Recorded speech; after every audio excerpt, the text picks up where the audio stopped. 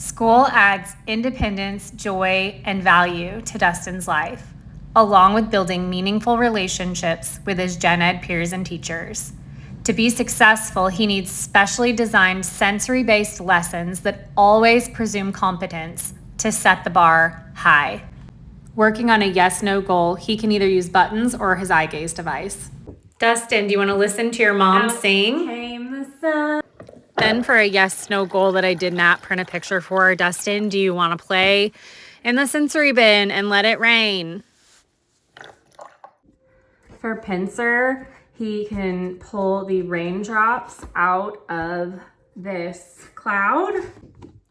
He can basically pull off with his pincer the things. This is a matching the weather, so pulling off, putting on, and then he also can use this umbrella sheet, and with some water in a cup that you maybe put some blue food coloring, you can use this right here to help him squeeze and put some raindrops on the page.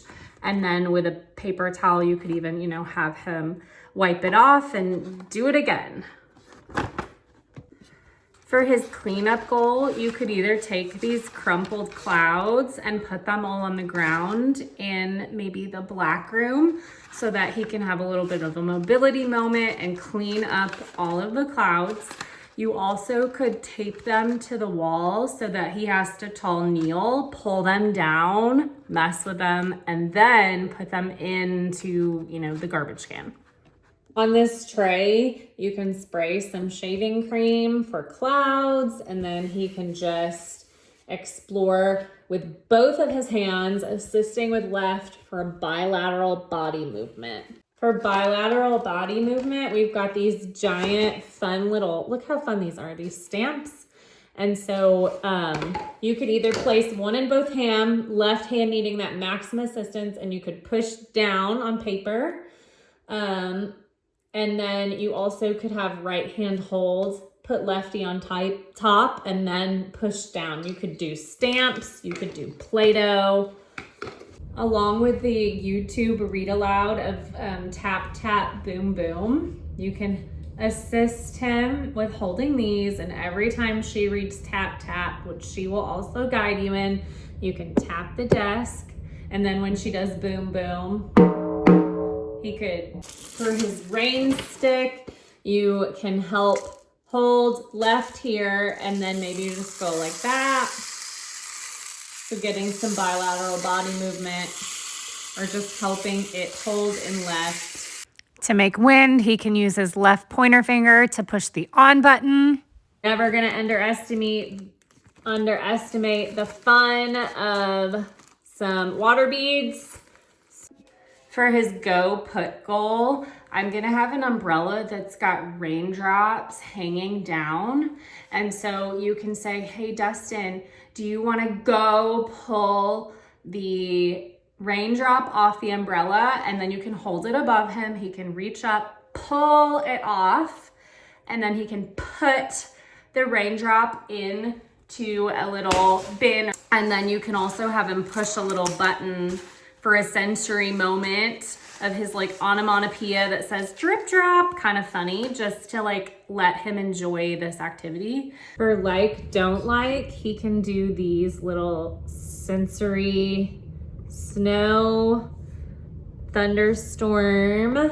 For his don't like goal, you can have an umbrella open below him, and then you can give him some bean bags, and then he can play with the bean bags and then try to throw them to get them into the umbrella.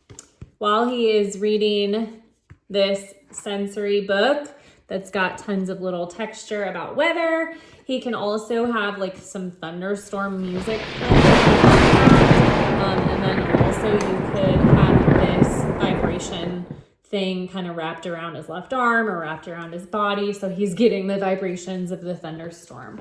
Another good read aloud is Rain, Rain, Go Away, which you can sing as you read. And then I believe he also has at school already, You Are My Sunshine. Using his eye gaze, he can first tell you if he wants to go fast or if he wants to go slow.